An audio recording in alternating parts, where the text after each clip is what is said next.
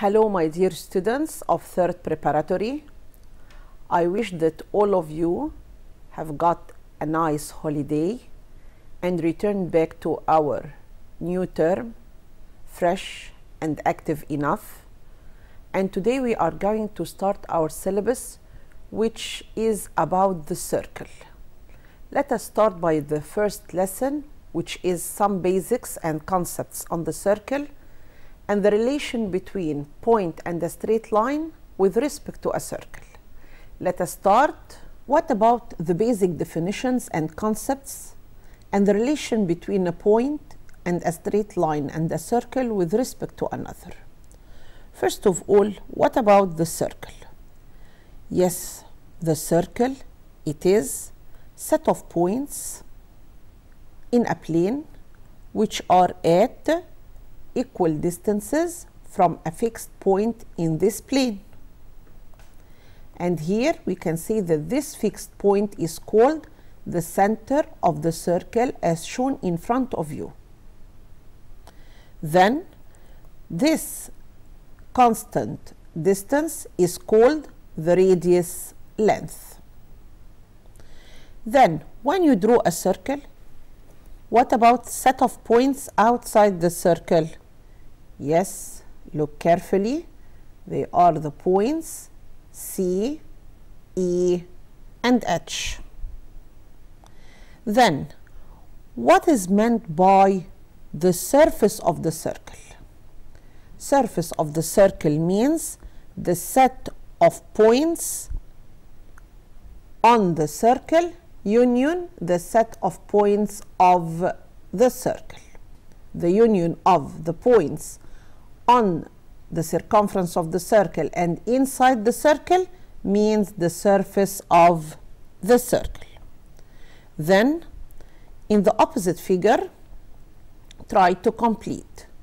If you have a circle, center M, and AB is a straight line cutting circle M at the points C and D, so we can say that AB straight line intersect circle M at the 2 points C and D.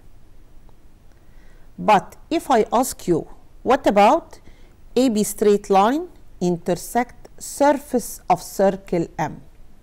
Here there is a big difference between circle M and surface of circle M.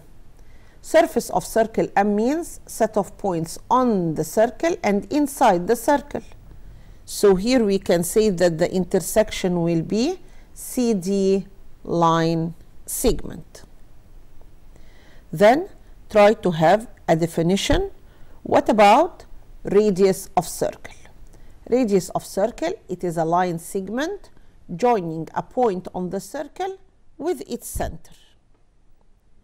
And in the figure opposite, look carefully, MA, MB, and MC. These are very good 3 line segments joining the center of the circle with any point on the circle. So we can say that MA, MB, and MC are radii of the circle M. And what do you notice? Yes, you are going to notice that all the radii of the circle are equal in length. So in this case, we can say that MA equals MB equals MC equals R. Then, what about a chord of a circle? In the figure opposite, circle center M. Yes, look carefully. AB is called a chord of the circle. Why? Because the chord of a circle is a line segment joining 2 points on the circle. So in this case, we can say that AB is a chord of the circle. What about diameter of a circle? You have taken before that diameter of a circle is a line segment joining 2 points on the circle and passing through the center of the circle. So we can say that it is a chord passing through the center of the circle. Or maybe it is defined as the longest chord of the circle. Both are correct. So in this case, we can say that AB is a diameter of the circle. Now let us have some examples. In the figure opposite, try to find the value of x. Look carefully at the drawing. You are going to notice what? Yes, very good. Don't forget that MA and MB are two radii in the circle. So we can say that since MA equals MB equals radius of the circle, so they are equal in length, then the triangle will become isosceles triangle. So we can say that measure angle A equals measure angle B equals 30 degrees. Then measure angle AMB equals, yes, as it is a triangle, yes, we can find measure angle AMB, which is 180 degrees minus brackets 30 plus 30 to obtain a result as 120 degrees. And in this case, we can say that x equals 120. Another example. In the opposite figure, you have measure angle MDA equals 20 degrees, measure angle MAC equals 50 degrees. And I want you to find the values of x and y. First of all, when you look carefully to such a problem, you are going to notice that you have two radii in triangle AMD. So in triangle AMD, you have two radii which are MA and MD. Then, since MA equals MD equals radius, therefore, measure angle MAD equal measure angle MDA equals 20 degrees. And here in this case, we can say that the value of x equals 20 degrees. Then, what about triangle ACD? Yes, look carefully at triangle ACD. You have three angles, angle D, angle A, and angle DCA. So to find measure angle ACD, then it is 180 minus the sum of the other two angles, which are 20 plus 20 plus 50, to obtain a result as 90 degrees. And in this case, we can say that angle y, or the value of y, equals 90 degrees. Let us have another example. In the figure opposite, try to find the values of x and y. Look carefully to such a problem. You are going to notice that in triangle AMD, yes, you have two sides equal in length, so the triangle is isosceles. And in this case, we can say since MD equals DA, therefore, measure angle A equals measure angle DMA equals 27 degrees. And since angle EDM is an exterior angle of triangle AMD, so we can say that measure angle EDM equals, that's correct, 27 plus 27, the sum of the other two non-adjacent angles, to obtain a result as 54. And in this case, we can say that the value of x equals 54 degrees. In triangle MED, you are going to notice that MD and ME are two radii, so they are equal. Therefore, measure angle E equal measure angle MDE equals 54 degrees. And in this case, we can find measure angle EMD or DME, which is equal to 180 minus the sum of the other two angles, 54 plus 54, to obtain a result as 72 degrees. and in this case we can say that the value of y equals 72 degrees. Now, what about the symmetry of the circle? When you draw a circle and you draw some lines of symmetry for this circle, you are going to notice that these lines will pass through the center of the circle. So we can say that any straight line passing through the center of the circle is called axis of symmetry of this circle. And now, how many axes of symmetry in the circle can be drawn? Do you know? Yes, that's correct. There is infinite number of axes of symmetry which can be drawn to a circle. Now we are going to have some important corollaries. These corollaries are very important, so please pay attention and try to understand. The first corollary says that if you have a circle, center M, AB is a chord of it, and you are going to draw a straight line L passing through the center of the circle M and bisecting the chord AB. So we are going to say that if a straight line passing through the center of the circle and the midpoint of any chord of it, then it will be perpendicular to this chord.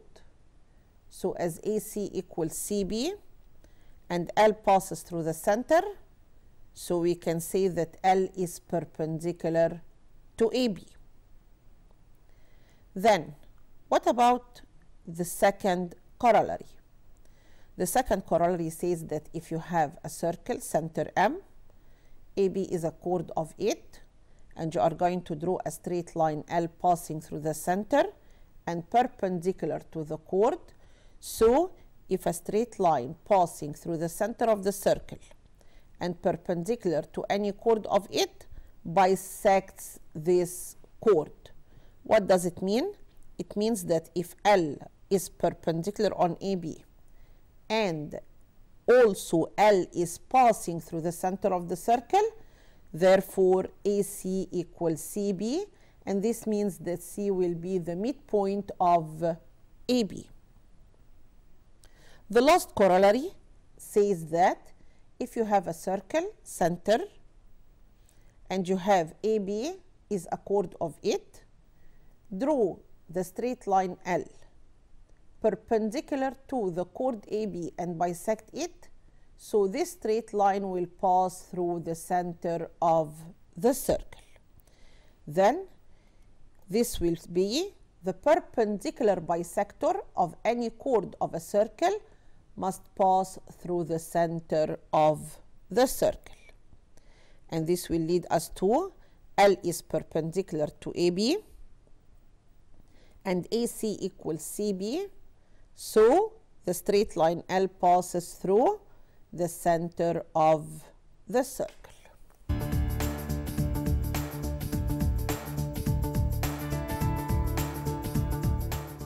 Let us have some examples to know how to use these corollaries in solving the problems.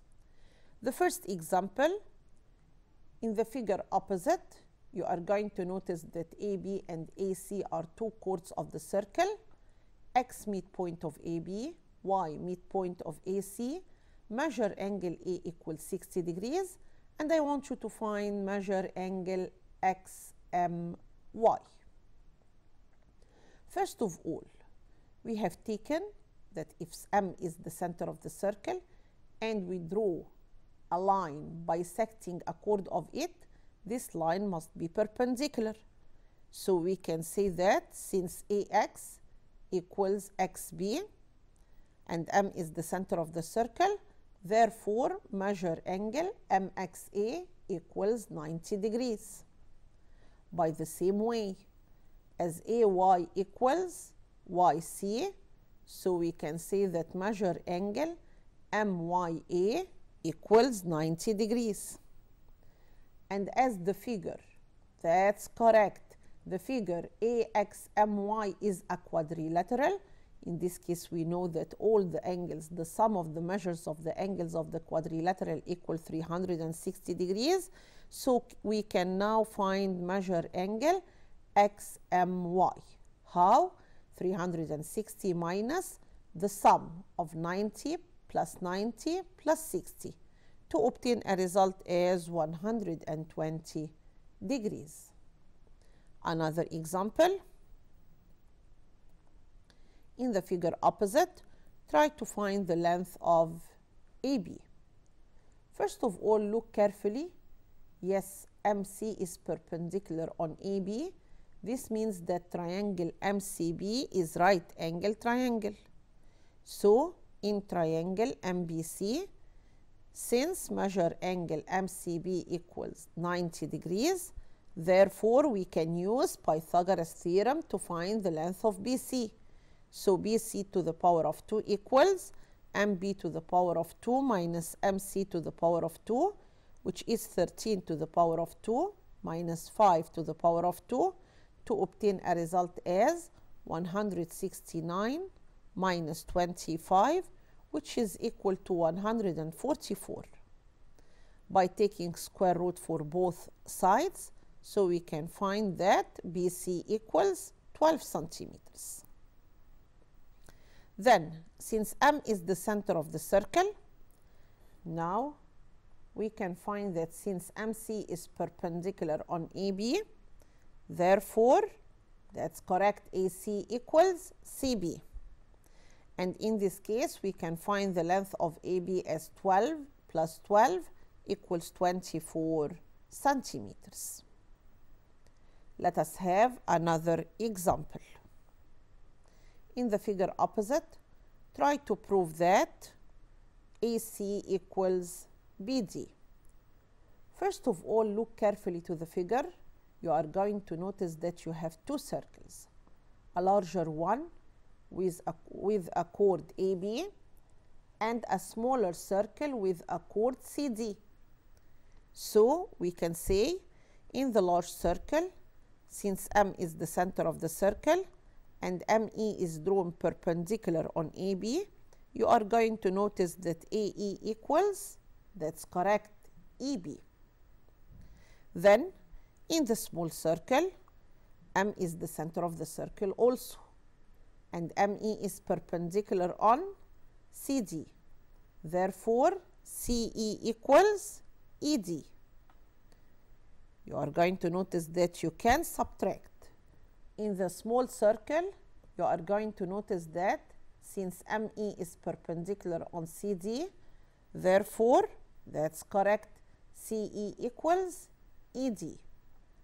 And in this case, we can say by subtracting, you are going to notice that AE minus CE will be exactly the same as EB minus ED. And in this case, we can say that AC equals BD. Let us have another example. What about the position of a point and a straight line with respect to a circle? At the very beginning, we are going to see what about the position of a point with respect to a circle. Now, if you have a circle, center M, and you have a point A, this circle is of radius R, and point A is lying outside the circle. So the distance from M to A is greater than the radius, which is MA is greater than the radius, and in this case we can say that the point A is lying outside the circle. Then, if the point B is lying inside the circle, so MB will be smaller than the radius, and in this case we can say that the point B is lying inside the circle. What about point C? If C is lying on the circle, then you are going to notice that MC equals the radius, and here we can say that the point C is lying on the circle. Then we are going to have an example. Circle center M of radius 5 centimeters. A is a point in the plane. Complete. If MA equals 3 centimeters, then A lies what? Here MA equals 3, which is smaller than the radius of the circle. Then A lies inside the circle. Then, if MA equals 2 square root 7 centimeters, what about A? A lies where? That's correct. 2 square root 7 is a number greater than the radius of the circle 5. So in this case, we can say that A is lying outside the circle. Then, if MA equals 0, then A lies what center of the circle? Yes, of course, MA, the distance between the point and the center, is 0. So A lies on the center of the circle. Another example. Circle center M of radius 4 centimeters. A is a point in the plane where MA equals 3x plus 1. Find the values of x if the point A is located outside the circle. First of all, if the point A is lying outside the circle, so we notice that MA is greater than the radius of the circle. What about MA? It's 3x plus 1, greater than the radius, which is 4. Try to solve such an inequality. So 3x will be greater than 3, and then x will be greater than 1. So any value for the x greater than 1 will be a solution for such a problem, which makes the point A lying outside the circle. Then we are going to notice what about the position of a straight line with respect to a circle. If you have circle center M, L is a straight line in the plane, and you draw MA perpendicular on L, you are going to notice that R is a radius of the circle. So circle M intersect the straight line L equals phi. And in this case, we can say that MA is greater than the radius of the circle. So here we can say that L is outside the circle.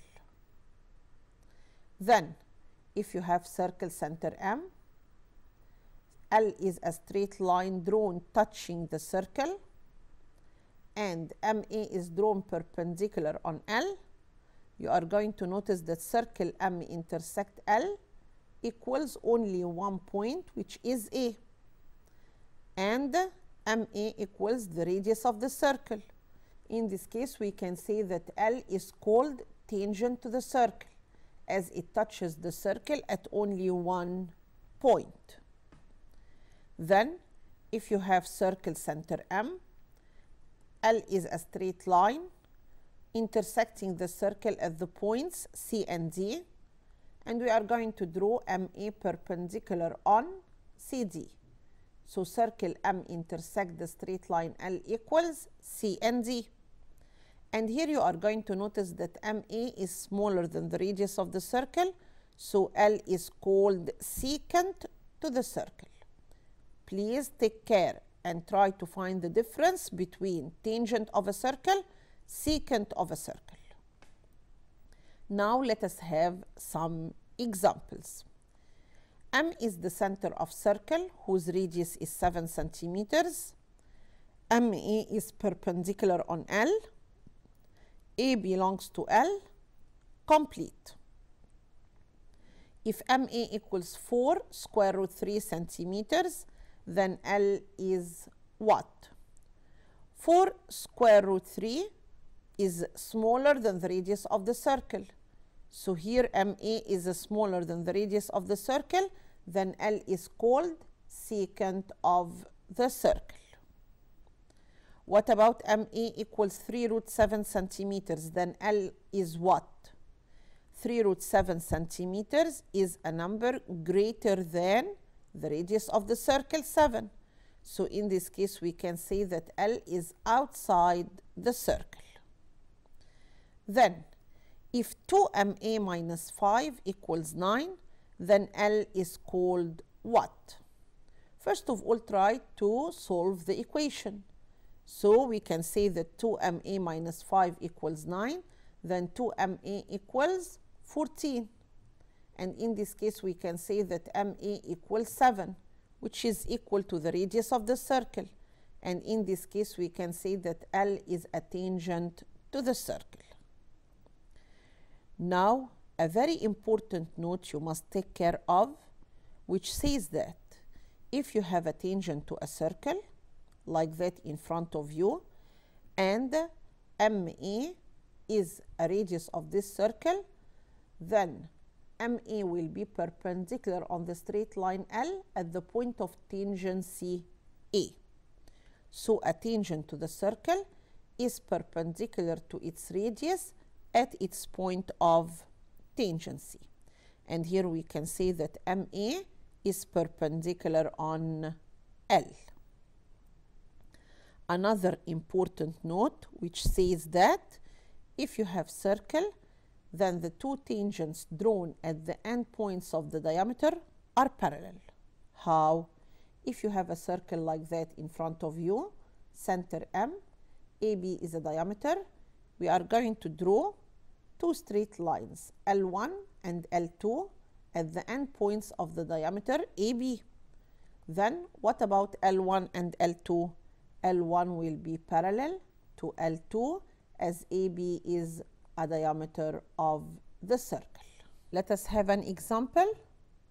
In the figure opposite, try to find measure angle EMB. First of all, look carefully. E is a midpoint of AD and measure angle C equals 50. BC is a tangent to the circle. Now, first of all, that's correct. Since AE equals AD and M is the center of the circle, of course, so we can say that ME is perpendicular on AD.